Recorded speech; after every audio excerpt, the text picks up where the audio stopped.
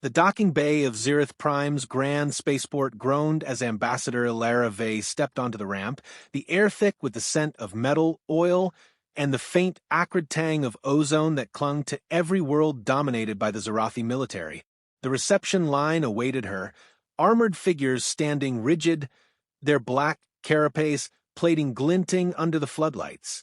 1,000 eyes followed her every movement, suspicion carved into each gaze.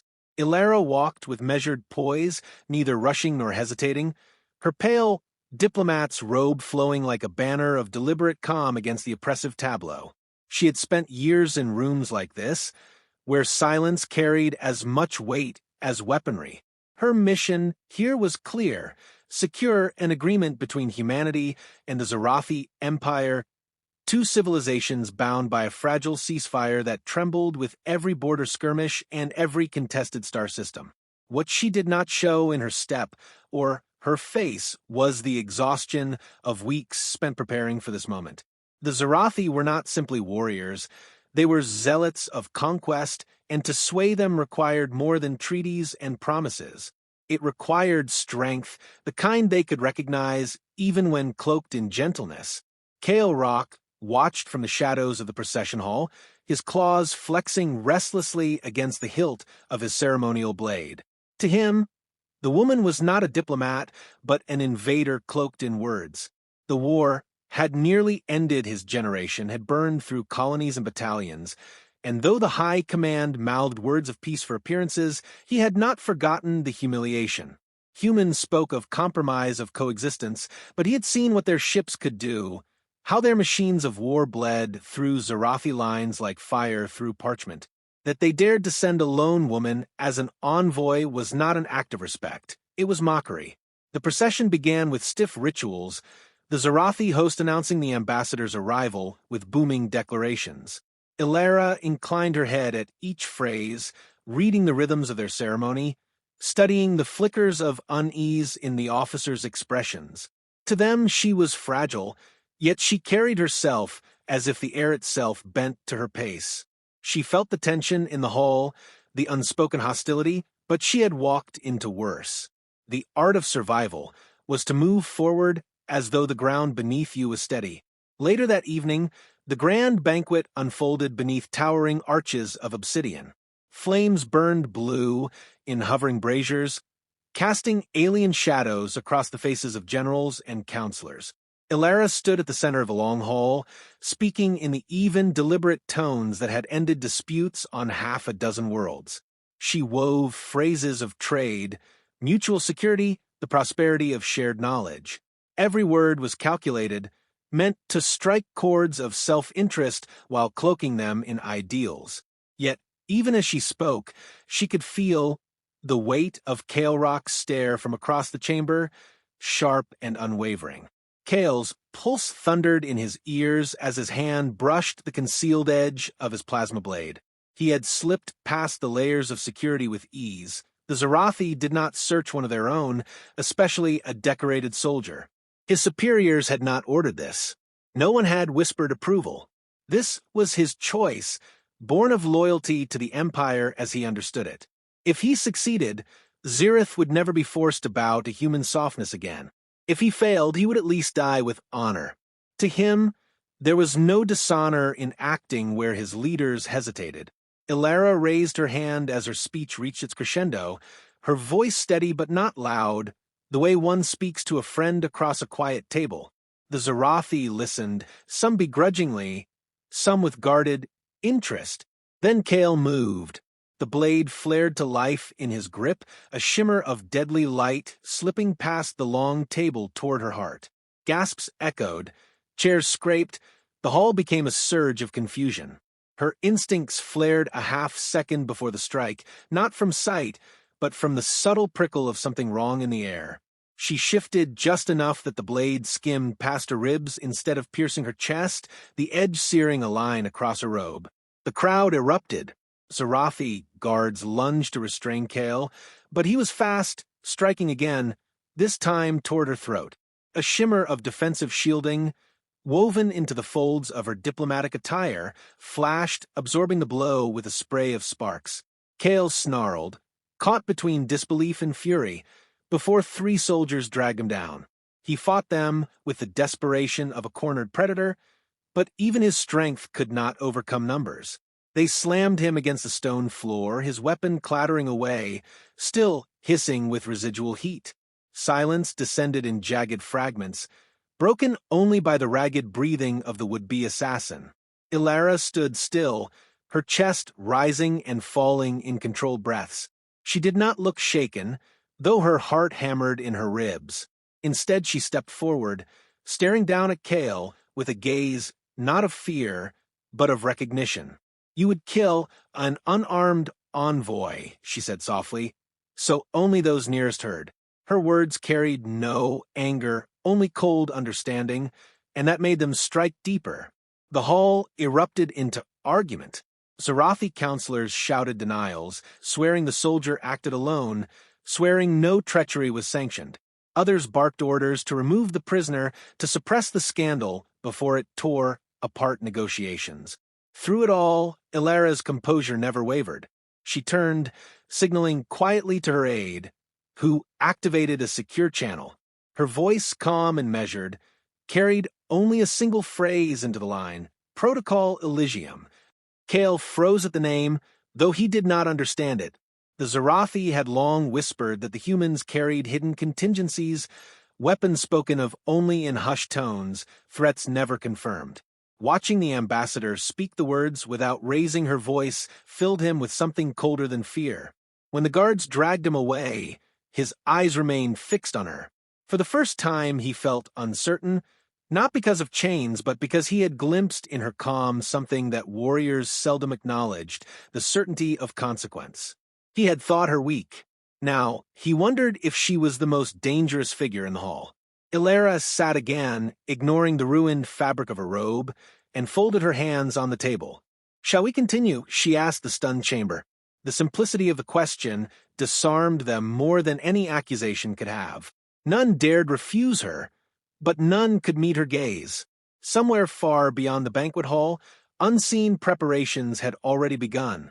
And though the Zerathi did not yet know it, the countdown to their reckoning had already started.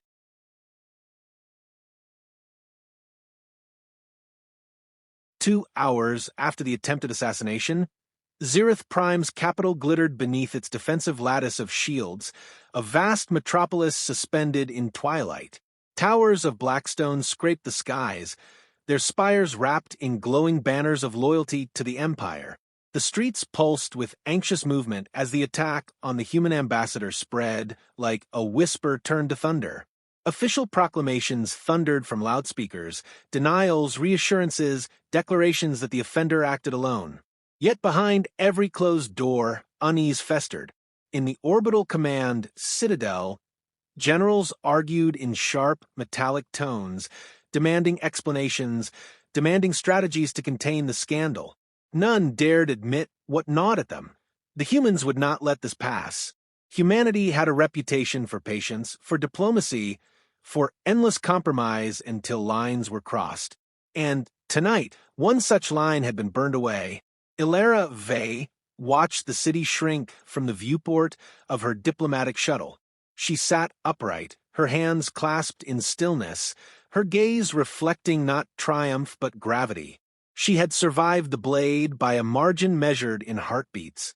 Her robe still bore the scorched trace of the strike, a thin black seam across white fabric, an unhealed reminder.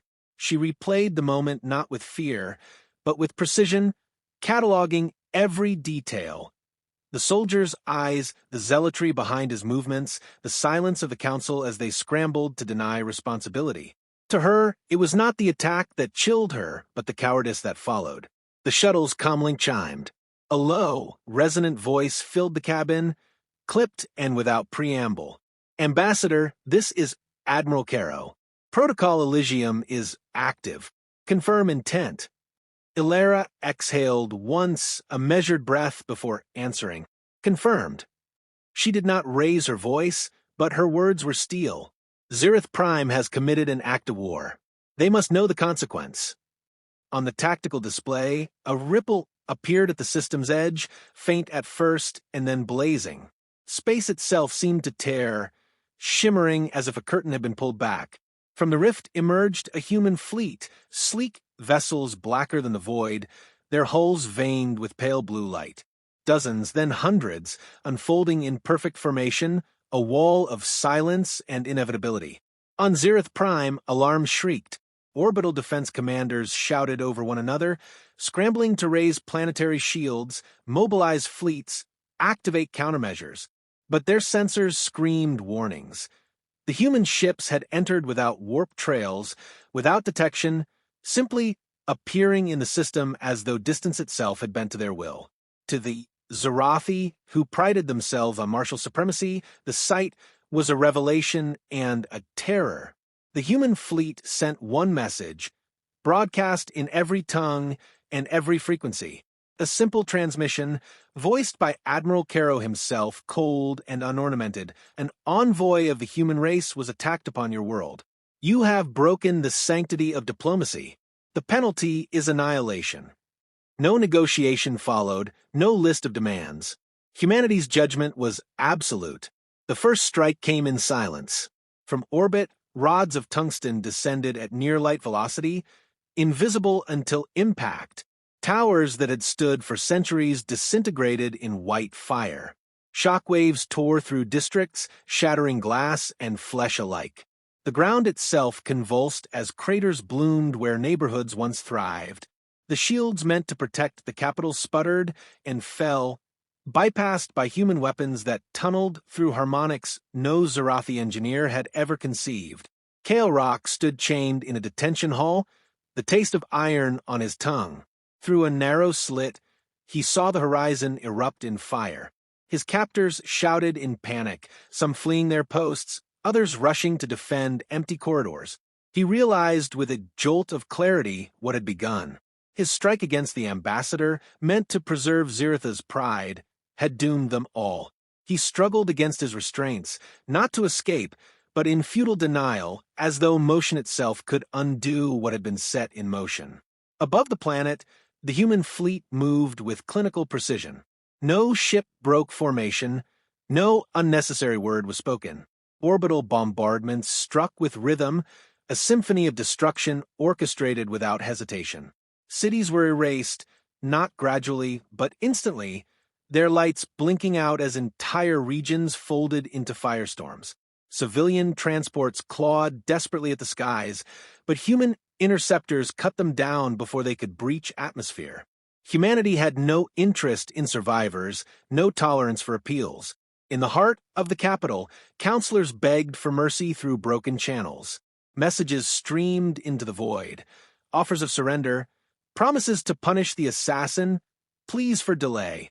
All were met with silence. Kale was dragged from his cell as rubble cascaded around him.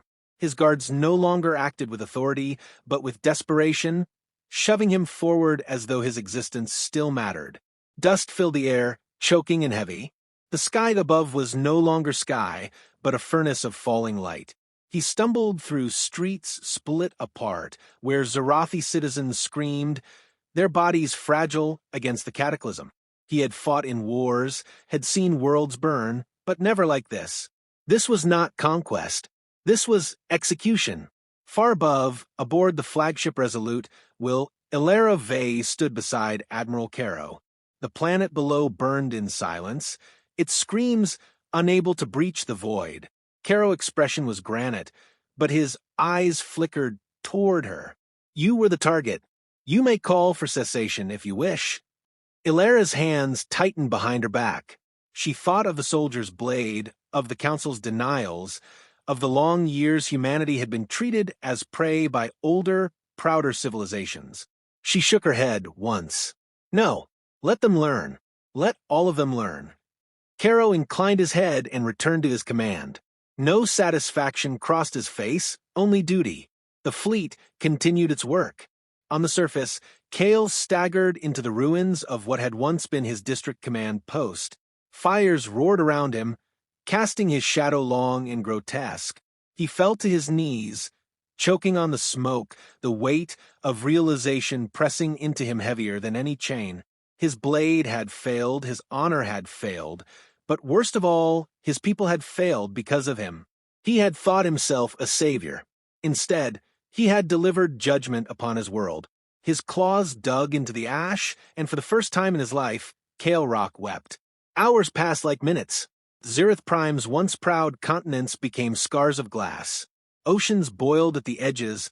Storms devoured what fire had not claimed.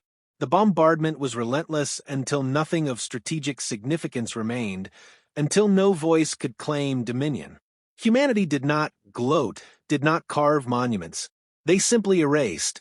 Ilara remained silent throughout, her face unreadable. Yet, in the depths of her mind, a question gnawed. Had she preserved humanity's future or condemned it to forever be feared and hated? But she knew the answer mattered less than the message. The galaxy had to understand humans were no longer petitioners at the table of empires. They were arbiters of their own survival, and they would not be struck without consequence. When the last flame dimmed and the fleet turned away, Zerath Prime was not a world but a tomb. A single transmission was sent to all major powers, Ilara's voice carried through.